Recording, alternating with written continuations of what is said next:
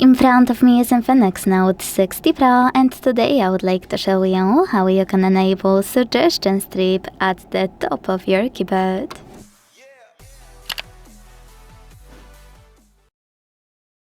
First of all, go into Settings and scroll all the way down to tap on System.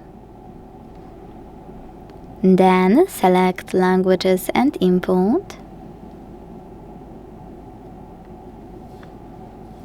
On-screen keyboard and Gboard. Following that, select Corrections and Suggestions, and then tap on this switcher next to Suggestion Strip to activate it. So when I do that, it turns green and I go back. I can see that Suggestion Strip was successfully enabled. Quick tip: now thanks to it, you can tap on gear icon at the top of your keyboard and access the same section of your settings much faster. Thanks so much for watching. If you enjoyed this video, leave a like, comment and subscribe. Bye!